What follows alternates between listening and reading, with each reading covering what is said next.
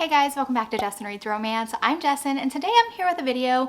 I've been meaning to make this for the longest time. I've been thinking about it for a couple months now, and now I feel like I have the time and I've gotten my thoughts together because I definitely didn't want to make a hasty video on this topic.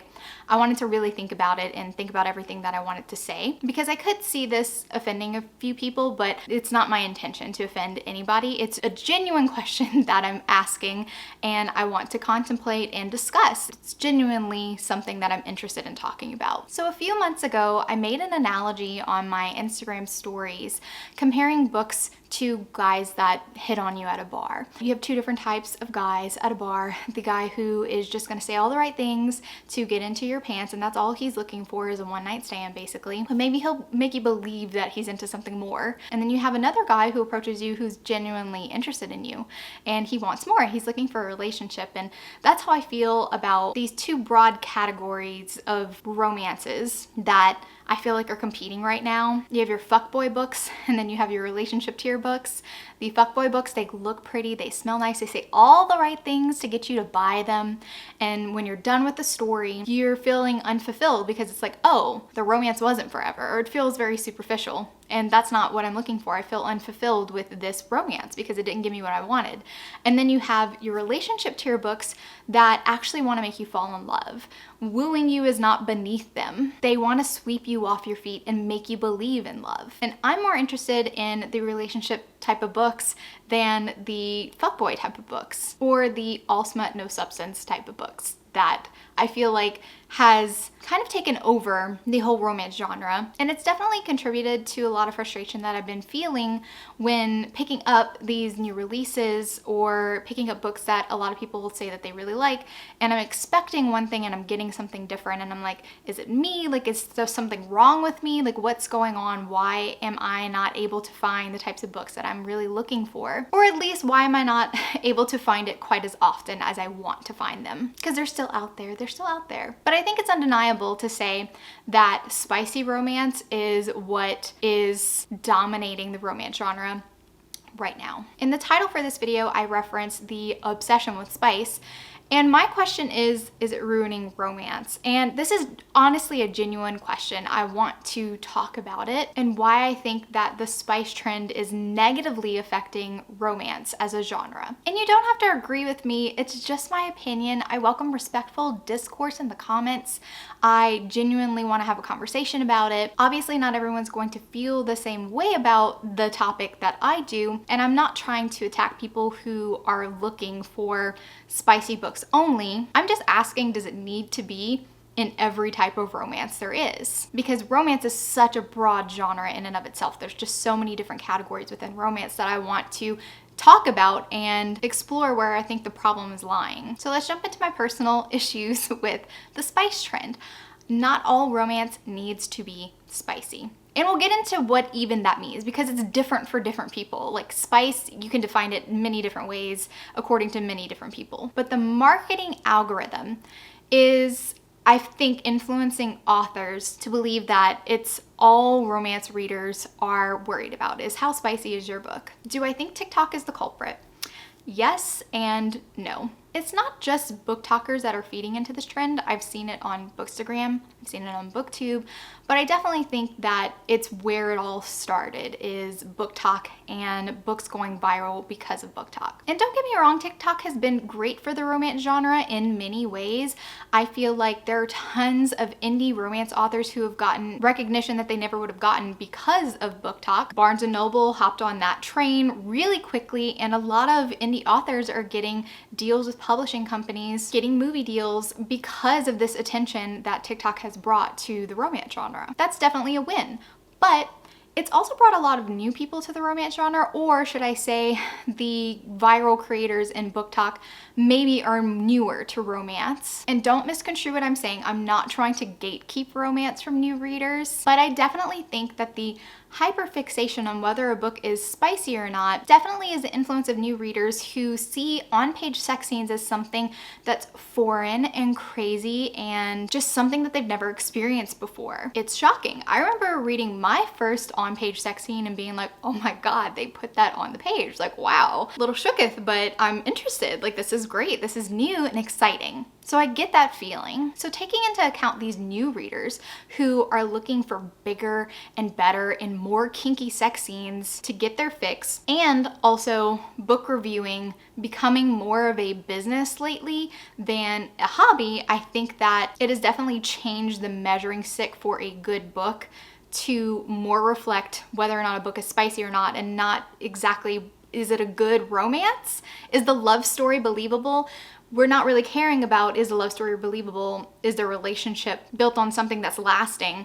We just care about, are there sex scenes hot? And how many sex scenes are there, because that matters. Now, I wanted to give a real life example of my book world colliding and my personal life colliding, because I definitely feel like it demonstrates like my frustration with spice being the end all be all of whether or not a book is successful nowadays. But I work at a hospital and many of my colleagues are casual readers. They're not part of like the book community. They mostly pick up books that are on like the bestsellers list at Barnes & Noble or Target or whatever. That's how they choose their books. It's not because they're following creators like we are. And I overheard a conversation the other day where they were talking about reading Haunting Adeline.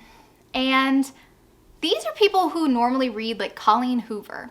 And then they're picking up something like Haunting Adeline, which I have not read the whole thing. I've tried and it's not really my thing. I've read other dark romances, but listening to these casual readers and hearing about their thoughts and opinions on the type of people who write these books in the audience, as in romance readers, like this is what they want, this is what they like. How awful it made me feel to be included in that category of romance because these people were judging people who like to read this type of book. And of course, it's extremely hypocritical because they're the ones picking up this book. They're the ones that are binging it. They read the first book, was moving on to the second book. Of course, like they're liking it. They wouldn't be picking up and reading it if they didn't like it, but they're also in the same breath saying how trash it is and how people who like this type of stuff or write this type of stuff are trash too. And this is the exact stigma that the romance community has been fighting against for God knows how long. We've had to deal with people looking at romance as just like mommy porn and all but no substance. And of course,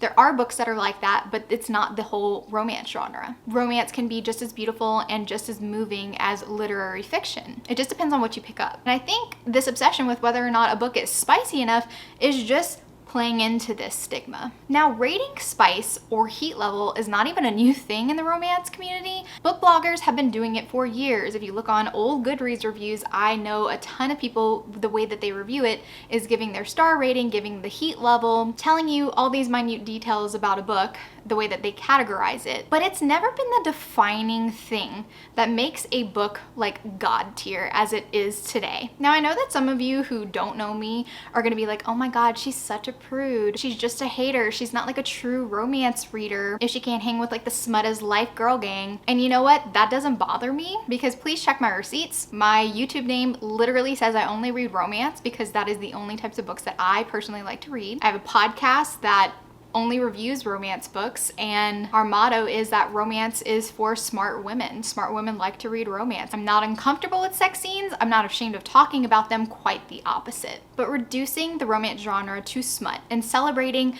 this bad porn dialogue like it's poetry is doing it a disservice. It really is. I also find it very ironic that the same people who are calling for books to be hotter, spicier, smuttier are the same people who are begging authors to do discreet covers because they're embarrassed about reading romance in public.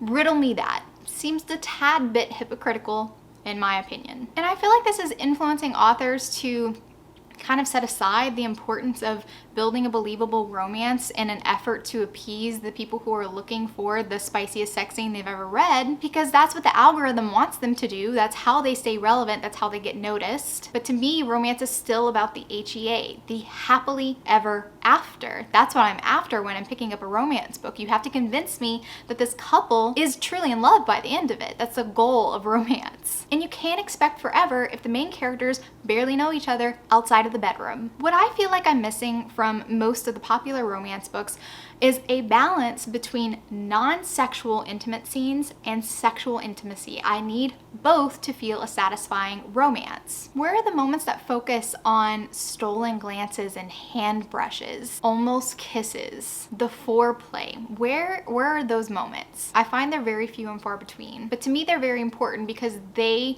are the thing that convinces me that this is something that is deeper than lust. It's going beyond that. It's going beyond the physical. It's going beyond just superficial attraction. And that's what I need to feel like I'm reading a satisfying romance. Trying to make all heroes believably be able to say good girl to the heroine is really taking me out of a lot of romances now, because if pop culture has taught us anything after 365 days, that whole Netflix obsession, it's that this is what the people are interested in. This is what the people need to want to pick up a romance book. And it definitely works in more erotic books, which brings me to my next point. I want to talk about like the categories, the spectrum that is the romance genre. So the 4 categories that I have split up romance into are clean romances, and I know a lot of people don't like that phrase clean romance, but I definitely think it's different than a fade to black situation, so we're gonna keep it right there. Clean romance. I don't mean anything offensive by it. I don't mean that romance is dirty. It's just, you know, they don't have sex scenes in them. Then we have our average romances,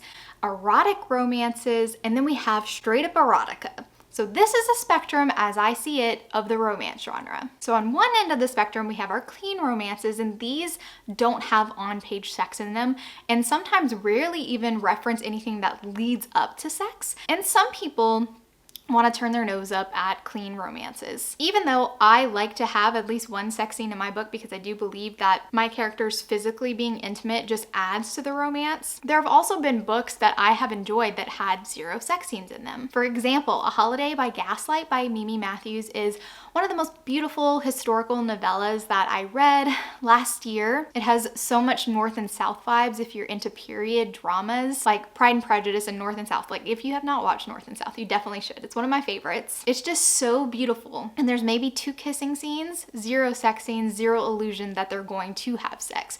And it was still a 5-star read for me. You have your Christian romances that definitely don't feature on-page sex. And also Unhoneymooners by Christina Lawrence. I read this book so many years ago, and I remember at the moment I definitely felt cheated out of a sex scene because it was a fade to black situation, which I think is almost worse than just not alluding to sex at all, is leading up to it and you think you're gonna get a sex scene and then fast forward to the next day and it's already happened but not on page. So anyway, those are all books that I would put in the clean romance category. And then we have our average romances, which I think that the emotional relationship is the most important aspect in these types of romances, but there's also at least 1 sex scene in it. There could be more, but there's definitely 1. Most of the books that I read fall into this category, and it runs the gamut to how explicit they are, from not very explicit at all to very hot. For example, Alona Andrews, the Hidden Legacy series, which I feel like is their most romancy series that they have, it's very glossed over. The sex scenes are there, they're on page, but it's very glossed over. It's not super explicit. You won't find them using phrases like pussy or cock or dick. The sex scenes are written to be more emotional than they are about like the actual physical act, but it's there. Culty, one of my all-time favorite slow burn romances. This book is so long and it has 1 sex scene and it's literally at the very end of the book, like very end. And I'm saying,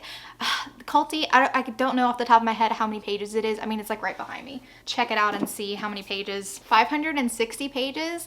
And there's 1 sex scene. It happens like all the way back here. Still a phenomenal romance. Nalini Singh's Side Changeling series, which is all about fated mates. They have wonderful sex scenes in them, but again, the emotions and the connections are the most important aspects for the book. The sex is just a bonus. The Right Move, one of my favorite books that I read this year.